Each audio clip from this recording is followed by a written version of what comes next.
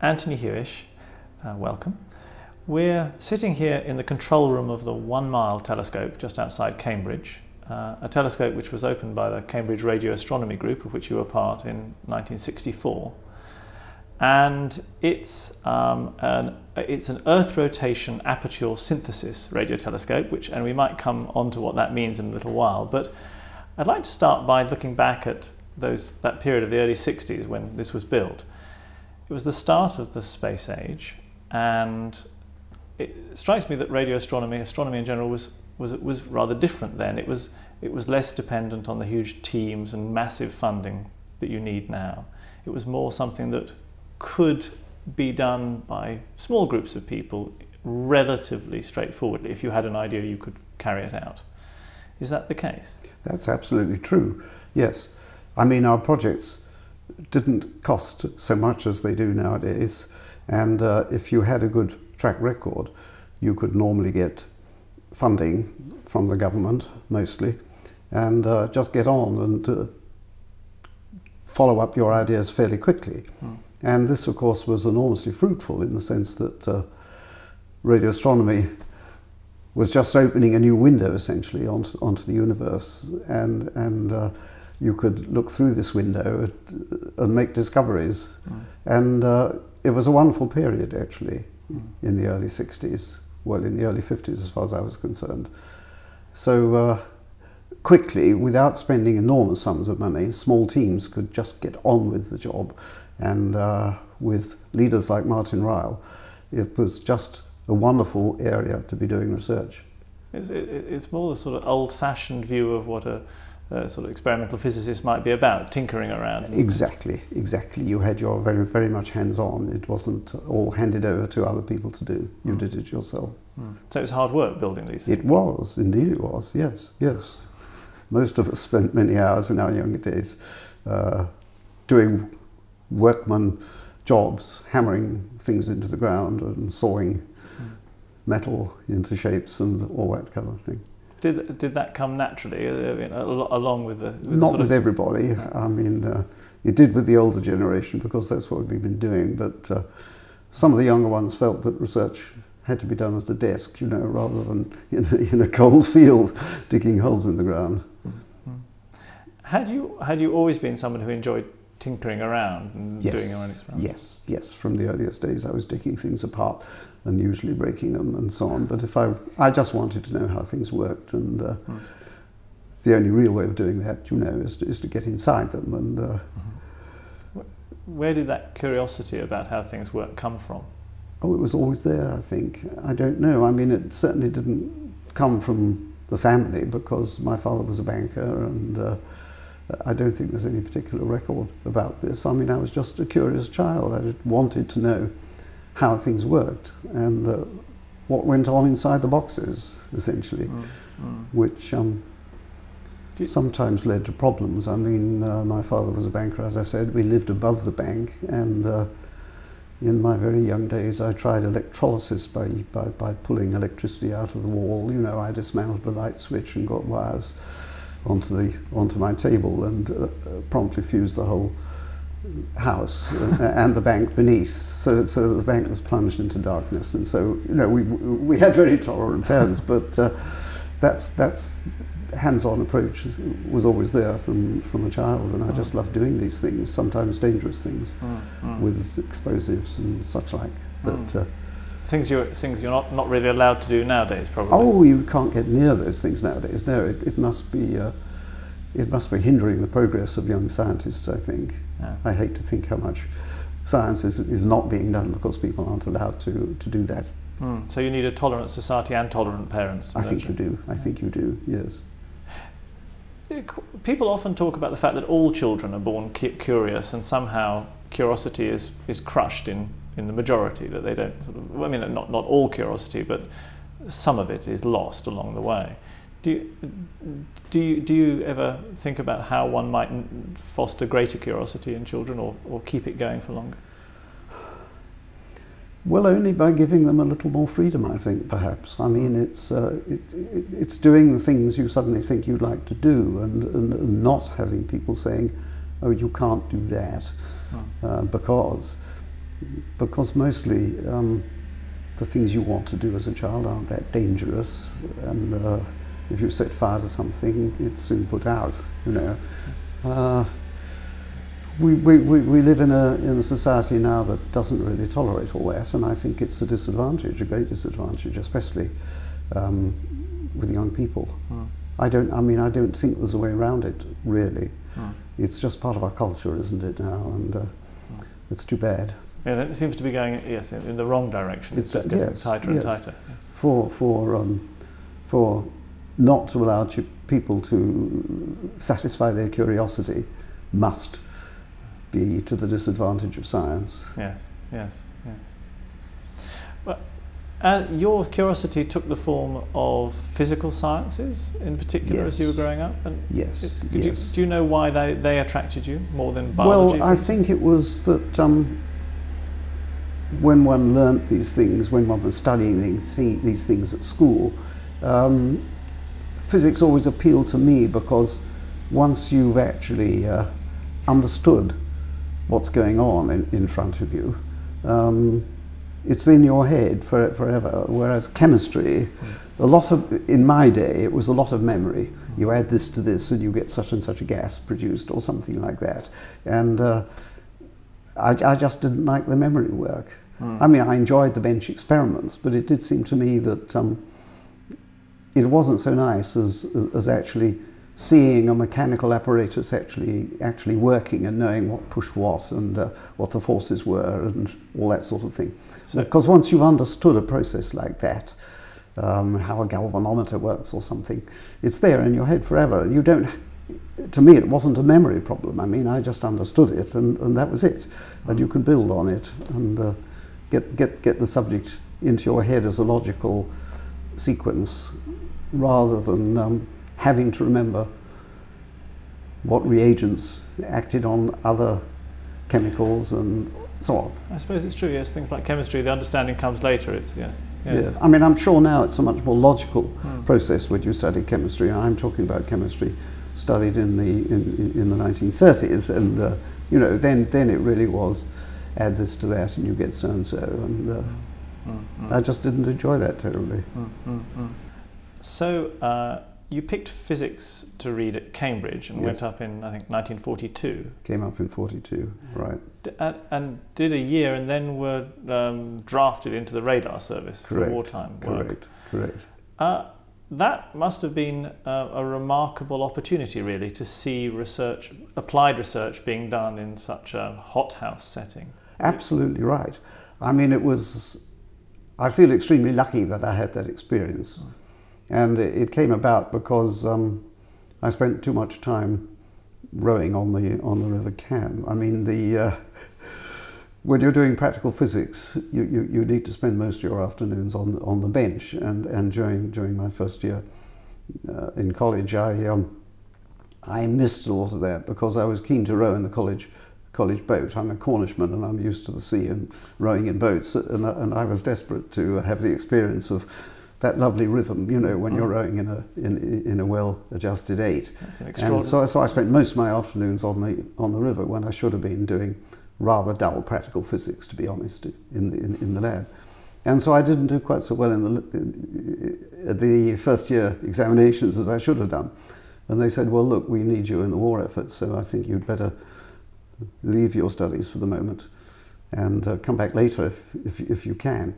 And they directed me off to, first of all, to the Royal Aircraft Establishment, where I was involved with radio communications. But then I was seconded to TRE Malvern, which was the home of radar. And that was a much more exciting place, actually.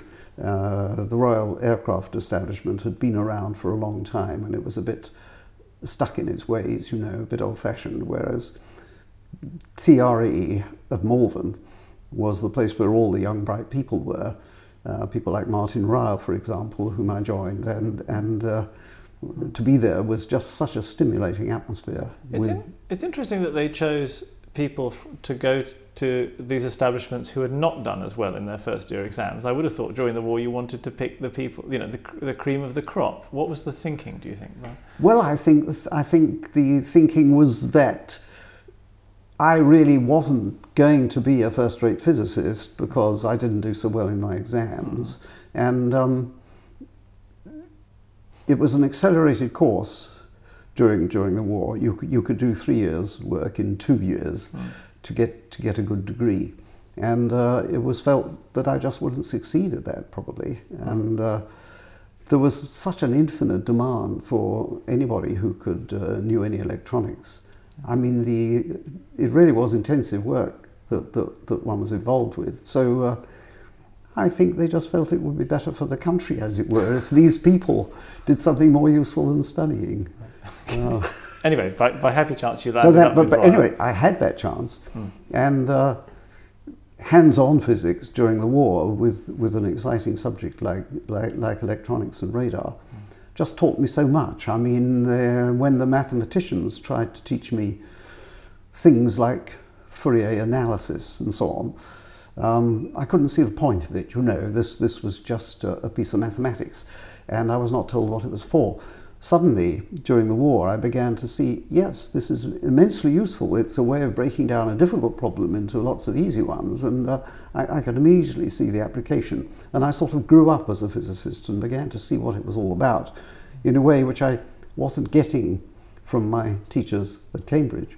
And that kind of experience just helped me enormously, I think. And when I came back after my 3 years wartime in electronics and radar, I was just much better adapted, and I was grown up. I did spend my time rowing on the river, and I got on with it, and I did much better. But without that experience, I don't think I would have been an academic and been involved with research. So to me, it was enormous good fortune, actually. And presumably it also showed you how to get things done against deadline. Absolutely. In a way that normal research practice, of course, you want to get things done, but there isn't the imperative in the same way. That's true. That's absolutely true. One had deadlines to meet, and one just had to get on quickly. Yes. When you came back to Cambridge, were you in any way sort of sad that the war had ended and this time in the radar establishment was over? No, because the end came sort of gradually. I mean, the exciting part, as you might say, was over. I mean, I was involved from 43 to 46 in the war, and the last year from 45 to 46, I was doing interesting things, but the pressure was not there. I was preparing to go to India finally, you know, to tidy up the war with Japan and so forth. But the main impetus to do research fast and do exciting new things, that was over. So I was very glad to get back to Cambridge then and pick up my studies, because I saw that a degree was going to be essential if one was going to get anywhere in the world of science, and so I was delighted to get back, actually. Well, and you finished with flying colours, and then... I finished with flying colours, finally, yes, because I worked hard, and there it was. I hadn't planned to be an academic when I came back to Cambridge. I mean, I just knew I wanted to get a good degree, because obviously one's career depended on that. But I hadn't planned to do research, and no one had actually told me that, look, why don't you try and do research? Because I think as a result of my rather poor showing 3 years earlier, no one expected that I'd do as well as I did, but I managed to get my first-class degree because, as I said, I was more diligent. And I suddenly had the chance to do research, and it seemed to be a good idea. So what took you to Martin Ryle's group for? Because all the normal physics research openings, as it were, had been filled. If you're planning to do research, as bright young academics do, you go around laboratories, talk to people, and find out who's looking for graduate students and what areas are available. And in those days, the fashionable physics, you might call it, low temperature physics, nuclear physics, crystallography was a very big thing in those days. Sir Lawrence Bragg was Cavendish professor, and so on. They had all fully staffed up, as it were. All their research places were filled, and it was only in the in the radiophysics group, which then was devoted to the ionosphere, launching radio waves from the ground and getting them reflected from the ionosphere and back again. Work that was started by Edward Appleton many years before. He got the Nobel Prize, of course, for discovering the ionosphere. But that was really old hat, that sort of research. And nobody really wanted to do it, to join the radiophysics. But I suddenly discovered that Martin Ryle was doing it, and I met him during the war, and I knew how bright he was. And it was Jack Ratcliffe, who'd been working with Appleton many years previously. He suggested I join Martin Ryle. And I said, well, what's he doing? He said, well, he's trying to find out what these radio waves coming from the sky are. And I said, well, have you got any ideas? No. But this was a technology I was familiar with. And I'd just met a rather important girlfriend. And so I thought it was a good idea to stay in Cambridge. You know, I mean, it was partly my wartime experience and partly the fact that all the, what you might call sensible physics was allocated to other people. It got me into the radio physics group. It wasn't called radio astronomy then because the subject didn't exist. And I hardly knew what I was getting into. I hadn't realized that there were objects in the sky, natural objects, emitting radio waves you could pick up on the ground. And I mean, during my first year of research, I wondered actually whether I'd done the right thing or not, because the subject really hadn't begun in those days. It's interesting that you chose, though, to continue with what might be called the old-fashioned track of studying the ionosphere, whereas the radiophysics group was actually moving up into the celestial sphere. So Well, it was really joining Martin Ryle. I mean, I knew from the war, I'd worked with him, how bright he was, and how quick he was, and how sensible he was, and what a jolly good person he would be to do research with. And so that was it. I mean, whatever he was doing would be new and original, and it wouldn't be just old hat. That drew me in, really. It proved to be totally correct, but it was quite brave of you, because you were working on the ionosphere alone at this point.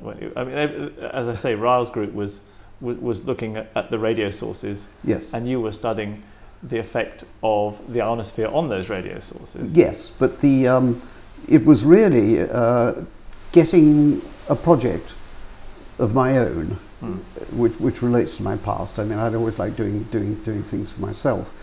And Martin Ryle was so very bright and was planning these radio telescopes and so on.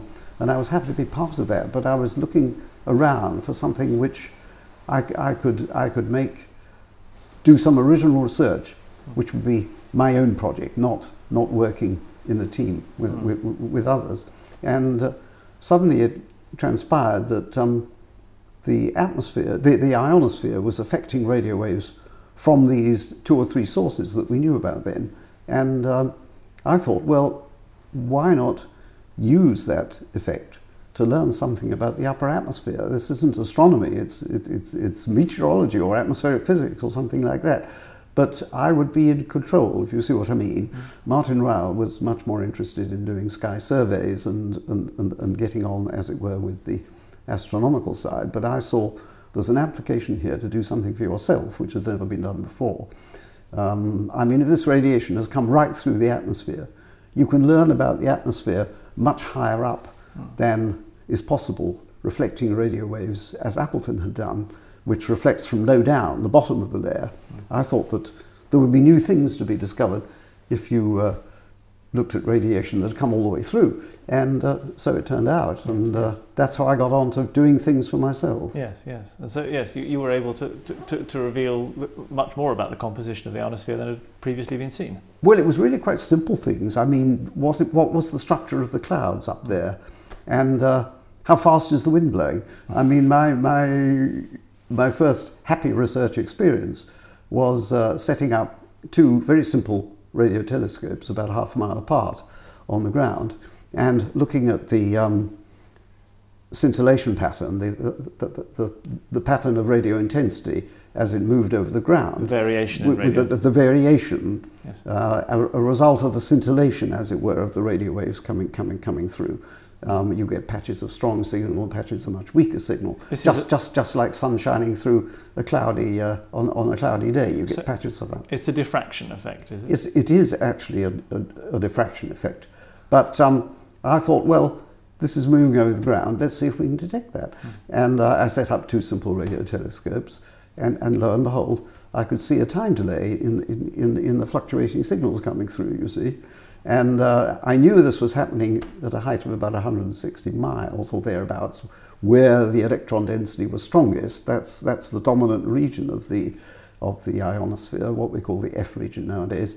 And one night, you know, when I first set this up, it was quite simple apparatus, and I could see this time delay, and I could measure the speed of the wind, and it turned out to be about 150 miles an hour. And I thought, my God, you know, you're the only person in the world who actually knows how fast the wind is blowing at 200 miles above the Earth's surface. And, you know, that's a terrific feeling. You've suddenly got something that nobody else has. And that was the first paper I actually ever wrote in my scientific career.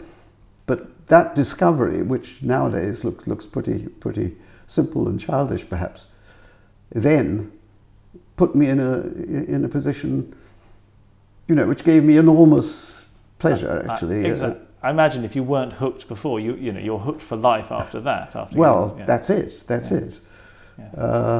And one thing led to another, you see. And my PhD then, my 3 years detailed study of all these effects, actually led on to much the same sort of phenomena in the atmosphere of the sun. Yes. And I followed that for the next few years. So again, you could detect information about the atmosphere of the sun by looking at the variation. The atmosphere of the sun, and much further from the sun than was possible using standard optical techniques. The only way to study the solar atmosphere in those days was during a total eclipse, when you see the solar corona by reflected light, scattered light from the atmosphere of the sun. But I could do it any time of the day or year, you see, with radio telescopes. And that was obviously another new thing which nobody else was doing. I could do something for myself. And so many people, when they're starting out in research, are distressed by the question of how do I choose my topic, what should I work on? And yes. You did through a kind of combination of right thinking and luck fall into exactly the right topic for you. Is there anything that one can sort of draw from this experience that's to pass on to graduate students who come to work with you, to advise them how to choose the right topic? Well, I'm often asked that question, and there's no simple answer to that, but I think the thing to do is to try and find something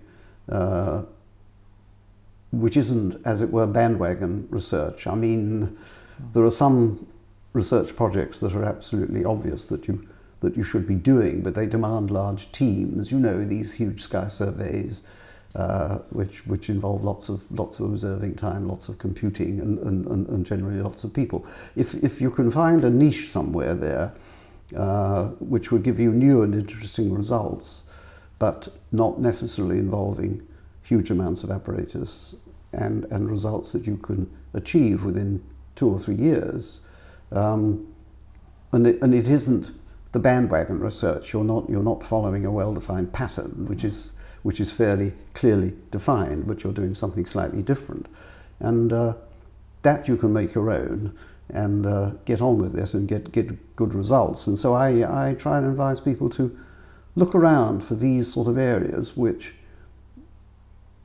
isn't necessarily the most exciting topic as seen by most people, but is different and hasn't been done before and has possibilities there, and try and do something there which is your own and hasn't been done, and not necessarily part of a big team which is working towards a well-defined and important goal, but nevertheless is useful research. And that's where the surprises are going to come. You know, this is the blue skies area, as it were. You're not quite sure where it's going to lead, and you can control it yourself. And if you're lucky, as I was, this leads on to exciting things. But one can't give detailed advice about this. It's an impossible question. Yes, yes. Which will continue to be asked. Of course, of course. So your observations of the effects of the sun's atmosphere on radio sources reaching the Earth, yes, this works in two ways. One is it tells you about the sun's atmosphere, but you can also then use the effect of the sun's atmosphere on the radio sources to get better angular precision in measuring those radio sources, I believe. Yes. Well, it's not positions; it's angular sizes. You, as in optical astronomy, stars twinkle and planets don't, because planets have much too large an angular size. The scintillation is smeared out. It's the same in radio astronomy, and when the radiation causes scintillation, when you look through the sun's atmosphere, what I realized immediately was that it's only sources with the tiniest angular size that can show a scintillation phenomenon. And it took me a long time to actually realize that this was going to be a useful phenomenon, because all known radio galaxies in the 1950s were largish objects, in the sense that they extended much too large an angular size to show a scintillation phenomenon when you viewed them through the solar atmosphere. The fact that you could have objects that were small enough to do it, to cause scintillation, was an accidental discovery. The quasars were discovered in the 1960s. That there were radio galaxies about 100 times smaller than the typical radio galaxies. And we were doing a survey here in Cambridge. I wasn't involved with that, but it was the first major sky survey. And it was discovered that some of these showed a fluctuation of intensity, which after we'd seen it for quite a while, just on some sources, we thought perhaps that is a scintillation caused by the solar atmosphere. When I did the calculations again, I saw that these quasar sources should in fact be small enough to twinkle. And lo and behold, it was one or two of these sources that we found showing this fluctuation were indeed turned out to be quasars. And then I realized that here was a technique for sorting out which of the radio galaxies had large angular sizes and which had the tiny quasar angular size. And because quasars were so new and exciting, I decided that using the scintillation phenomenon to make a sky survey to see which of the hundreds of radio galaxies that we then knew were these quasar type, that would be a very useful thing to do. So I did that. And so that it's for that reason that you built this interplanetary scintillation array. So I built a huge array for the sky survey. It had to be large to see. I was aiming for about 1,000 radio galaxies, and to study each one to see if I could measure its angular size. You see, it was like essentially having suddenly available a huge radio telescope that could discriminate the tiniest objects and separate them from the much larger ones. There was no instrument in the world that could do that. You would need a radio telescope about the angular size, about the diameter of the Earth, to do this work. But looking at the scintillation, you've got that power, and very cheaply and easily. So it was a case of putting 2,000 dipoles into a very big field. Yes. I mean, if you want to see many radio galaxies, you have to have a huge collecting area to get enough energy. And if you want to measure the scintillation, you have to use a much longer wavelength than was typical in radio astronomy then. You have to use meter wavelengths rather than centimeters. And so it had to be a special instrument. And turned out to be quite straightforward to build, because VHF frequencies essentially is what I was using. You know, a wavelength of a few meters. And so I built this huge instrument, and I think nowadays you would probably wouldn't get a grant to do this sort of work. People would say, well, what on earth do you want to do that for? It was one of those niche projects, you know, which I could control myself. And in those days, if you had a reasonable track record, you could get funding to do these things. And when you're coming back to the question you asked me, you know, what should a young researcher do? Well, you don't do the standard things of sky surveys. You say, well, I'll try and measure angular sizes using this new technology, and which is cheap and easy, and I can do. And so I built the array. And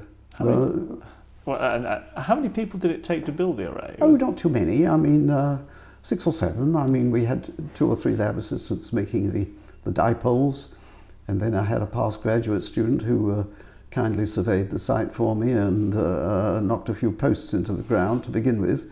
And then after that, it was vacation students, perhaps. And it was really just hammering things into the ground and connecting them up. And we were all involved. I mean, obviously, research students like Jocelyn spent more time on this than I did, because I had lectures to give and teaching to do and all that. But it was, it was good and straightforward and simple. And we just got on with it. And it took 2 or 3 years to do. I've read that you use sheep in the field to keep the grass down, right? Yes, because the antenna covers a large area of field, and the antenna was too low down on the ground for people to walk underneath it very easily with lawnmowers. So we managed to persuade farmers to feed their sheep under it, and that worked extremely well, actually. Anyway, sorry, you built the array. So we built the array, and then this was the apparatus that led to the observation of pulsars. Absolutely, yes. Which is the... I mean, the antenna was tailor-made to discover pulsars. You couldn't have missed them, because they have enough intensity to give a detectable signal, and having come through the atmosphere of the sun, they're I'm sorry, not the pulsars, but they're going to produce a signal on that time scale, and you just couldn't have avoided them. So it was quite soon after you started operating that the first signal was detected, but it wasn't known, of course, what that signal was. It was just yet another anomaly on the trace. I mean, we started the survey in July 1967, and it was by August that Jocelyn showed me this chart. I mean, her job as a student was to analyze the survey records and pick up every scintillating source. To go into a little bit more detail, in order to measure the angular sizes accurately, which is what the survey was aimed at, you have to make repeated observations, because you need to observe your distant source at different distances from the sun as the radiation comes through, because you get variation of scattering power, which is essentially like a telescope of different resolving power, different angular resolving power. And if you're going to get a quantitative measure of angular size, rather than say, oh, it's just very small, but you want to say exactly how small it is, you have to make repeated measurements, as it were, it's like using an interferometer of different baseline. That's an analogy. As you look at different distances from the sun, you make repeated measurements. So we had to, the sky survey had to be repeated over about 12 months, so that every scintillating source was seen at different distances from the sun. So you make repeated measurements. And this twinkling source, as we thought it was to begin with, was seen. We made surveys about once a week, complete sky surveys, so it turned up at about weekly intervals, and it was a strange recording. I mean, it puzzled us, because sometimes it was there and sometimes it wasn't there. A normal quasar would just scintillate every time you looked at it, provided it was in the right direction. This thing that Jocelyn called her piece of scruff, I mean, it showed a scintillating signal apparently, but sometimes you look in the sky in that direction, it simply wasn't there. And the other funny thing about it, which we realized in about August of that year, was that this was happening when you were looking in the anti-solar direction, I mean the direction in which you expect rather low scintillation, because you're looking through a thin part of the solar atmosphere. And that made it different from everything else. So, I mean, it was a puzzle. When it was there, it looked like a normal scintillating source, but you don't get 100% of the intensity fluctuating. When you look in the anti-solar direction, that made it very odd and gave me some worries, because it looked as though we'd made a mistake on how dense the solar atmosphere was and so on. And I'd already published letters in Nature which defined what the solar atmosphere, what we thought the solar atmosphere was, and it would imply that I'd got that all wrong. So it was a puzzle. And it could have been artifactual, presumably. Well, it could have been terrestrial interference of some kind, yes. But you were able to. But I checked that because it was coming in at the same sidereal time, the same star time, and approximately. Jocelyn thought it was fluctuating a little bit to begin with for reasons I won't mention right now. But there were big question marks over the whole thing, and this was becoming apparent in late August that we had a strange thing there which looked partly genuine and partly non-genuine, and I contacted astronomers to see could you be doing some experiment somewhere. I mean, I had friends in the Royal Greenwich Observatory on the south coast, and I got on to them and said, look, is there somebody working down there who could be fiddling their apparatus at the same star time, sidereal time, and causing an interfering radio signal? You get lots of interfering radio signals at meter wavelengths, and that was one of our problems. But not at sidereal time normally. Yes. Because that would be wouldn't keep a fixed sidereal time. It had to be something, an astronomer doing something. Yes. And I couldn't get anywhere with that.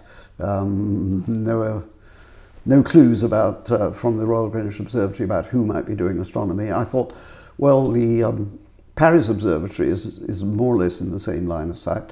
Perhaps they're doing something, and I'm getting a signal reflected off the ionosphere or something like that. I mean, in wartime, you know, you've got strange radar reflections sometimes, which didn't come in the normal way. They came by reflection from the ionosphere, and I thought maybe there's something like that going on. And are there other observatories in the line of sight that could be doing this sort of thing?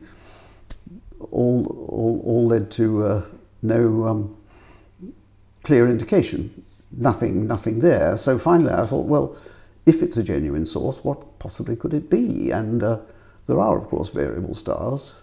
And I contacted David Dewhurst, who was our sort of optical astronomer contact here at the Institute of Astronomy, and asked him if there was are there any flare stars? There are stars in our galaxy which sort of flare up like the sun occasionally. I mean, it was the sun emitting radio waves during the war that got this country into radio astronomy. After the war, James Hay, who actually was involved with radar during the war and discovered radio waves coming from the sun. Well, I thought that if it was something like that, but much further off, it could do the same things, you see. And so we had all these possibilities in our minds. And the thing to do was to get more data. So did it cross your mind at some point that it could be a transmitted signal, an extraterrestrial transmitted signal? Not then. That came later. No, right. No. I mean, I wasn't worried about extraterrestrial intelligence at that stage. I was just trying to find out what the source could be and whether it could be a flare star or something. Yes. And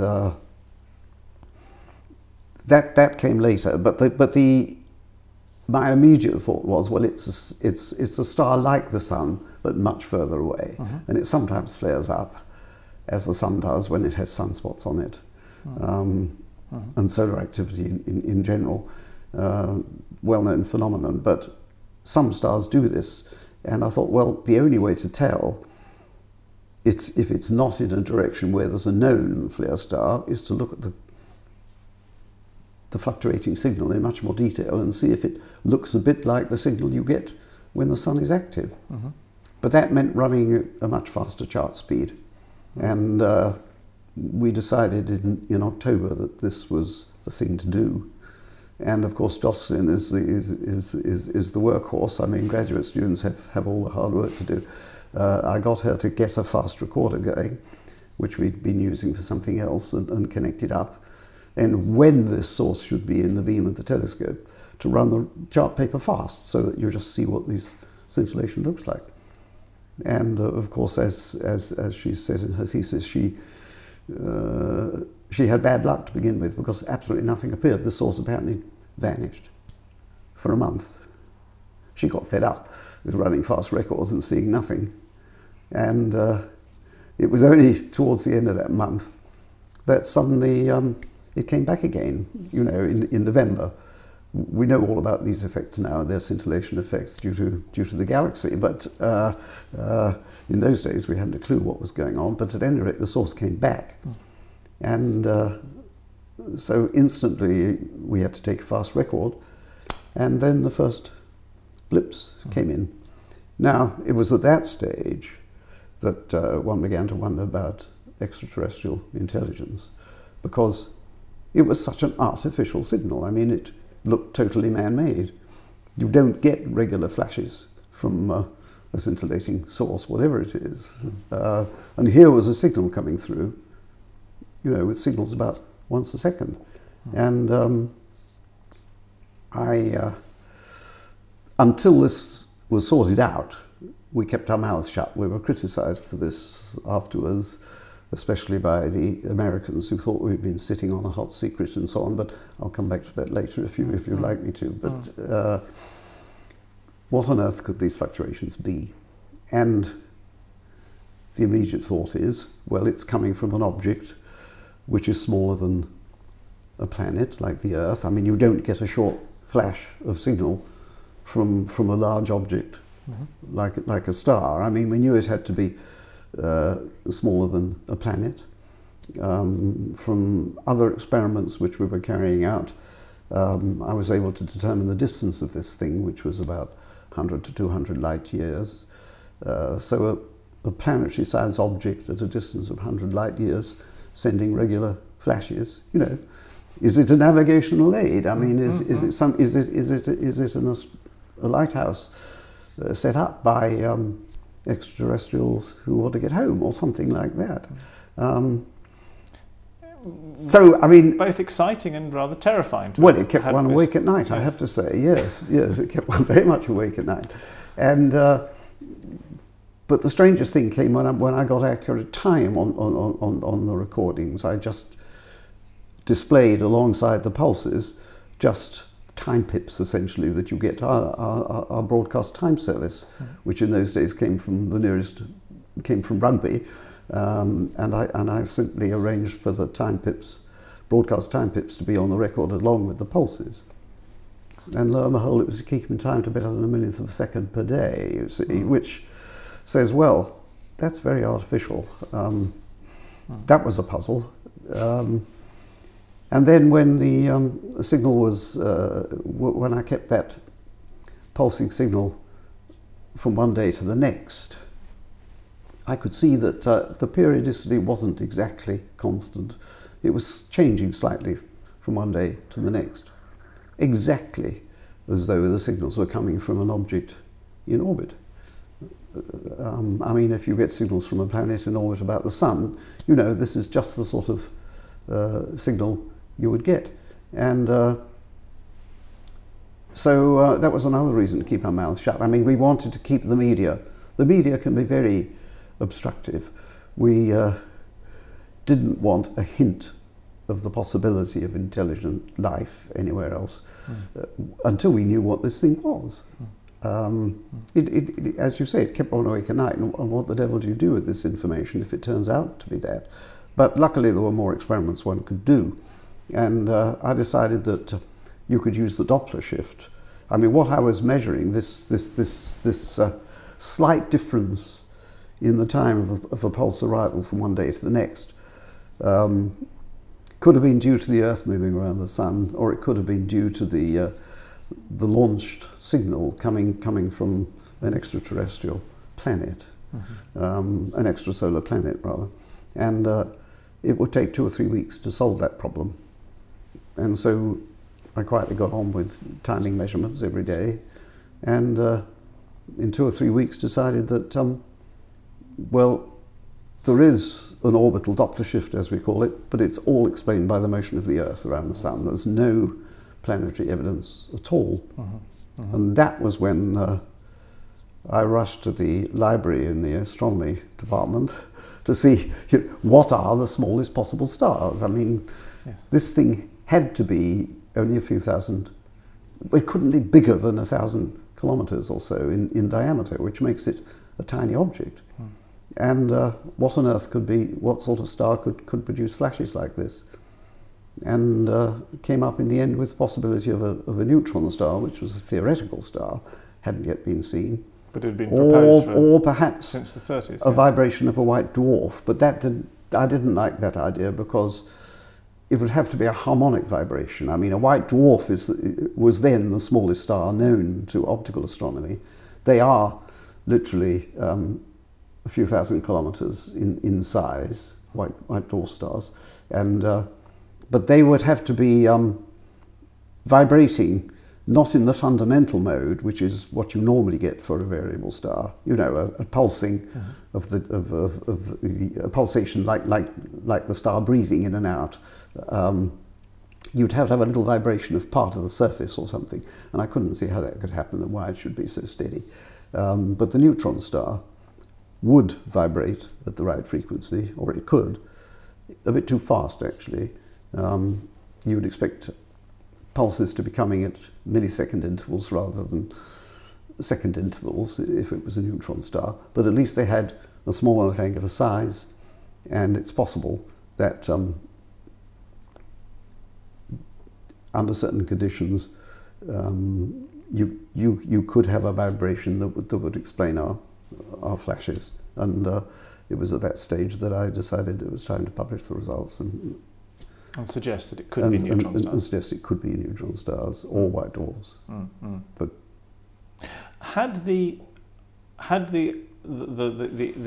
evidence that it wasn't a planetary source completely dispel the idea that it was an extraterrestrial intelligent source? Not totally. No. Not totally. But it makes it less likely, doesn't it, I think. I mean, while I was doing these things, I mustn't forget Jocelyn, because she was doing something else which was extremely important. She was hunting through all the charts that we had up to that time to see if was there anything else remotely like this. And she came up with several possibles, which we then studied more closely. And by about Christmas, December of that year, she'd already discovered one more. And after Christmas, she continued doing this, and we came up with another two, so that by the time I'd finished my careful timing measurements, we knew that there were a total of 4 objects similar in the sky, including the one I'm talking about. And so you might think, well, if you see 4, that's a bit much, isn't it? You know, you might expect to find 1 extra intelligence, but 4 perhaps is a bit unlikely. But it doesn't rule it out, because I mean, the moment you find 1 and you've got the sensitivity to do that, I mean, why should intelligence be unique? I mean, if there's us and there's them, why shouldn't there be, you know, 2 or 3 others? It seems less likely, perhaps. Anyway, I was just quite open-minded at that stage, but. And when you say you made the decision to publish, it was an extremely rapid publication. You made the decision and 2 weeks later. Yes. I mean, there was a lot to write up, because there was a lot of detailed research going on there. I mean, there was a team of people doing different sorts of measurement. And but my Doppler measurements were what convinced me. I think Jocelyn would say it was finding the others that convinced her that, you know, it wasn't intelligence, so let's just publish this as normal science. And then in January I started writing up, and it took, I mean, it was quite a long publication in Nature with all the details in, and we sent it off and it was published in 2 weeks. And I don't know if that's still... Dodrell Bank immediately got onto it and confirmed it, you see. Yes. So that was very nice. Yeah. And then the cat was out of the bag. But coming back to the not leaking any information, we had a problem way back in 1957, just as the whole observatory here was in its very early years. We were able to track the first Russian Sputnik before anybody else. Very simply, not using any of these radio telescopes, but just a couple of dipoles. I wasn't involved with this work, but the orbit of the first Sputnik we determined here. And what happened? The place was invaded by the media, and you couldn't do serious work. I mean, they were literally filled the lab. You can't keep the media out. You know, they're coming with their cameras and everything, and want to see, as the Sputnik orbits the Earth, you know, when is the next transit going to be, and listen to it, and all this sort of thing. And I was determined that we wouldn't be invaded by the media until we knew what was going on. And when you did publish, did the media cotton on to the possible, by then in your mind at least slight possibility, that it wasn't a star source but an intelligence source, or was it not picked up by the media? I think we'd made the case sufficiently strongly then that it was most unlikely. And the rapid confirmation from Dodrell Bank, you see, that knocked that one on the head. Well, no, that wouldn't necessarily knock it on the head, would it? But no, but I think the idea of intelligence was dropped pretty soon then. I mean, more of these things started to turn up, you know, and... Now, the work was awarded the Nobel Prize in Physics in 1974, so correct. 6 years after publication. And the prize was given to you and to Martin Ryle. And it's been much talked about, the fact that... Martin Ryle, of course, was given for something else, nothing to do with the pulsars. Indeed. And you were both awarded for your contribution to the development of radio astronomy as well. So, the pioneering stuff, yes. And then with this, exactly, with the specification that in your case pulsars were awarded. So it's often been discussed that Jocelyn Bell, now Jocelyn Bell Burnett, wasn't included in that prize. Yes. And I don't really want to go over that old ground of talking about the fact that she was a graduate student and whether graduate students should be awarded. It seems that's a possible scenario in many, many Nobel Prizes. But it did become a sort of cause célèbre, this particular case, that there was an awful lot of attention focused on it. And I wondered why you thought that was, why people had paid such attention to this particular case. Well, I think there are probably a number of reasons here. There's always been tension between Martin Ryle and Fred Hoyle, because the work that Martin Ryle did essentially destroyed the steady-state cosmology, which was Fred Hoyle's invention. Well, it wasn't just Fred Hoyle, but he was one of the principal authors of that. And there's always been some antagonism there, I think, because of that. And there was a little ill feeling which made its way into publications like Time magazine in the United States, because I think they were disappointed themselves not to have found pulsars. They had instruments that could have done it, like the big radio telescope in Puerto Rico, Arecibo, the 1,000-foot dish at Arecibo could have done this work, and I think they were disappointed somehow that they hadn't done it themselves, and this fact that we didn't publish until February, was thought that we kept an important secret to ourselves for too long, because in the publication we said that we started to receive these signals in July, not the pulses, but the first appearance on the charts of a strange-looking source, and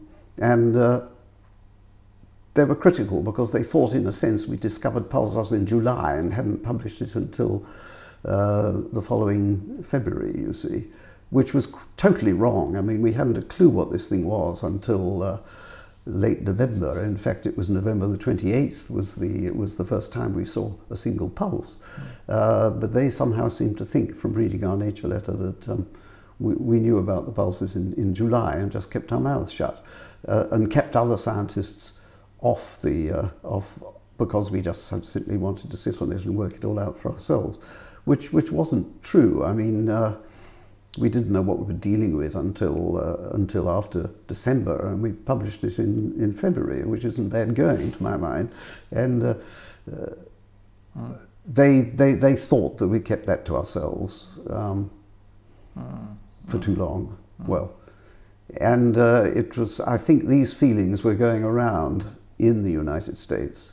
And when Fred Hoyle was over there in when did he do this? It was 75. In fact, he was over in the States in 1975, and I think these sort of forces combined to make Fred Hoyle rather outspoken, and he wrote a letter to the Times about this to say he focused his attention on the fact that we had somehow overridden and brushed Jocelyn under the carpet, you know, in describing it all, which was quite untrue. But I think it was, that sort of remark was triggered by the feeling when he was in the States that Cambridge sort of didn't handle pulsars very well, or something. But it was a sad event, really. It cast a cloud over it, in my opinion, and was rather unnecessary.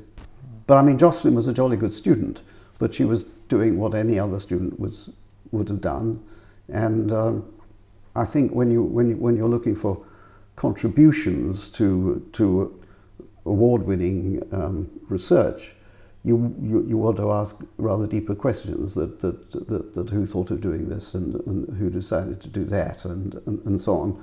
It's a little bit like the discovery of America, which is normally attributed to Christopher Columbus, not to the lookout on the masthead who said "land ho," you know, or whatever.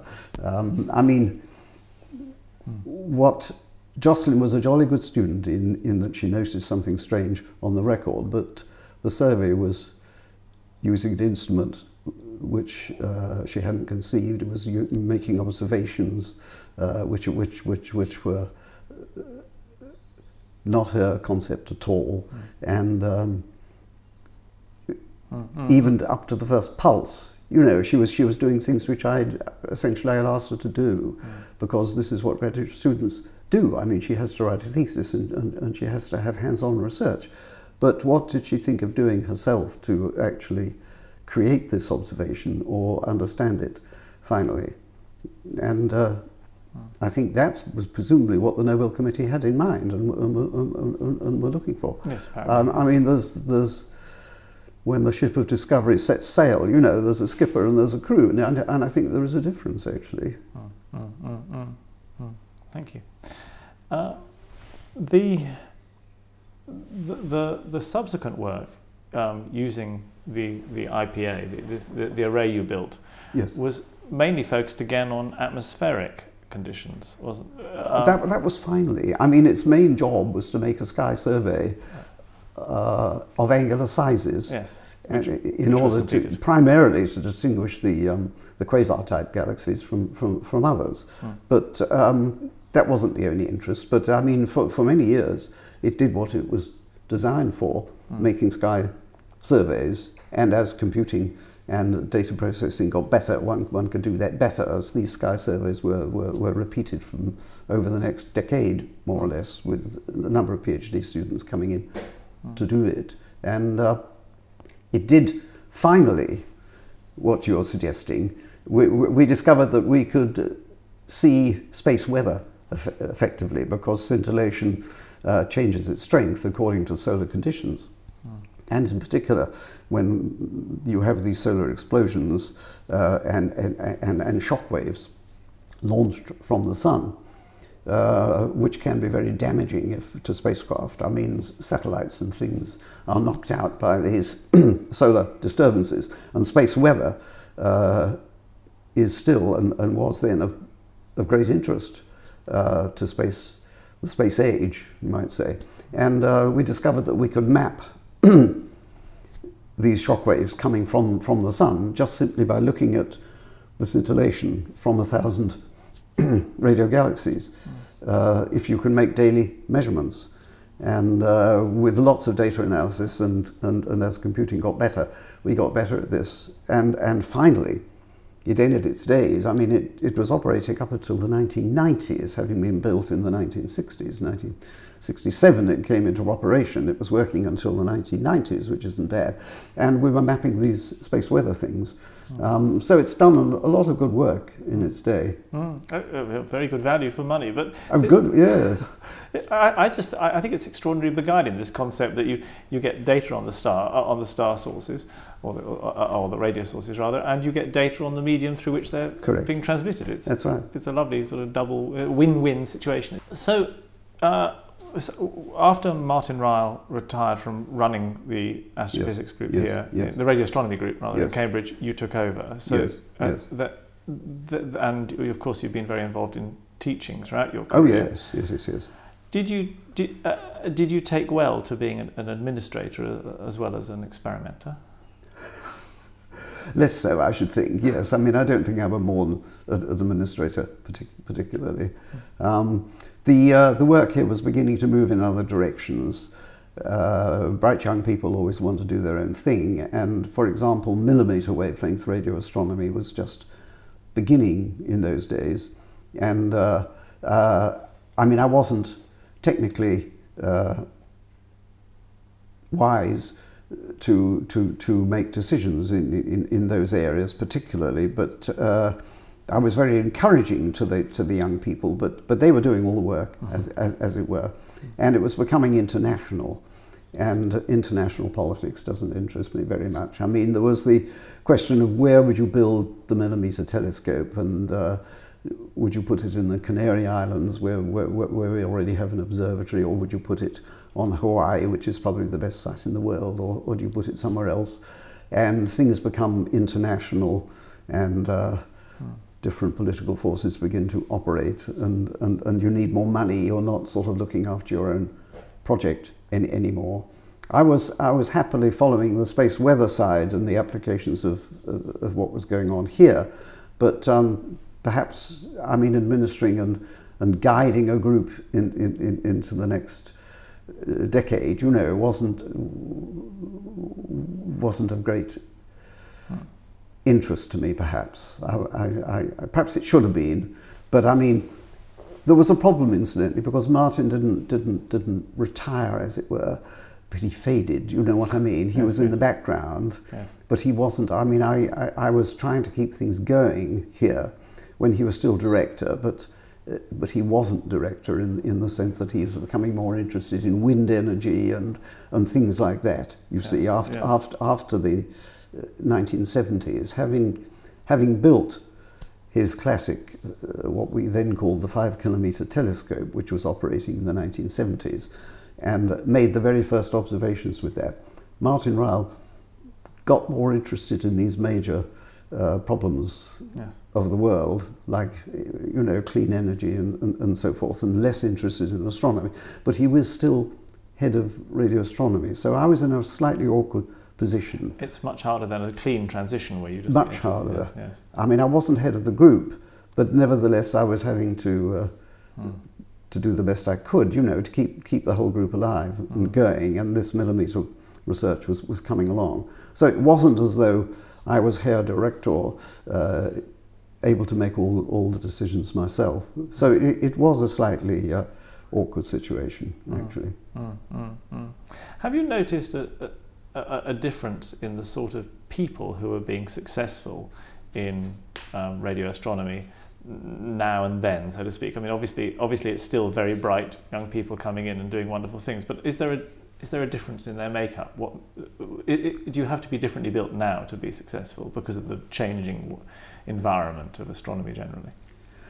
I don't think really it's changed all that much. You know, I mean, if you're young and you have ideas and so on, and you get into research, I think it's pretty much the same, really. But having said that, I think you do much better if you're a little bit of a politician and you can become an international figure.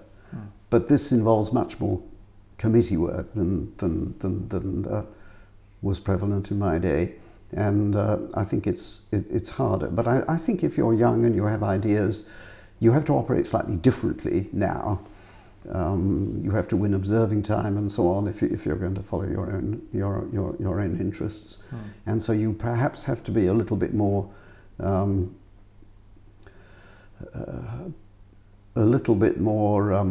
politically aware of pressures in different countries and be able to operate the international system more now than then. But I wouldn't have said it makes a huge difference, actually. I mean, if you're young and you've got ideas, I think that's the primary thing. I think being a good committee person doesn't necessarily help you to get good research. No. And just returning to end where we began, here we are just outside Cambridge. Cambridge has been your base ever since you started at university. You've had sabbaticals elsewhere, but you obviously have been tremendously happy here. I mean, obviously you must have been tempted away by offers on occasion, but nothing has... Tempted perhaps by cash, but not by environment. What is it that's so right about this environment for you? Well, I mean, perhaps one could say the Cavendish tradition is still alive. I mean, get on with research quickly and as inexpensively as you can. But if you have good ideas, you're respected, and you can usually get the cash to follow them up. And Cambridge contains so many exciting people. I mean, it is, in a sense, I say this, perhaps I shouldn't, but it is the kind of centre of the universe. I mean, so many exciting people pass through Cambridge. It has this reputation. The Cavendish has a splendid reputation. And of course we get such wonderful students. I mean, I'm thinking now of undergraduates as well as graduates, and I enjoyed very much teaching here.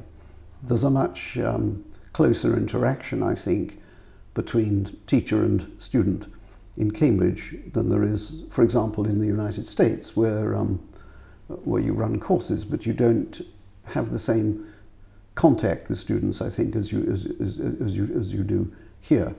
I mean, the fact that students can spend an hour a week, just 2 or 3 students with one professor for an hour or so, that just doesn't happen outside Cambridge and Oxford. It's the Oxford system, and you know, I find that enormously interesting, teaching young people, and this close contact with students in discussion. I think they value it, and I certainly valued it enormously as a teacher, and I always enjoyed that enormously. And I think that's one of the things I would have missed if I'd gone somewhere else.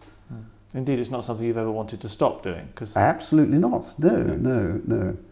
Is it more than just enjoyment? Does it also contribute to one's development as a researcher? Well, one hopes it does, but yes. I mean, when undergraduate students eventually become famous names in their own right, you know, it gives you enormous pleasure, actually. And when people come back to Cambridge and say, oh yes, you know, you taught me this in physics, and I always remembered that. You know, that sort of interaction does give me enormous pleasure, and and gratification. It gets less so perhaps when they say, "You taught my father." But when students who've done well come back to me and say, "Well, I don't think I would have done physics if I hadn't come to your lecture course," you know, that sort of thing gives me enormous satisfaction, actually.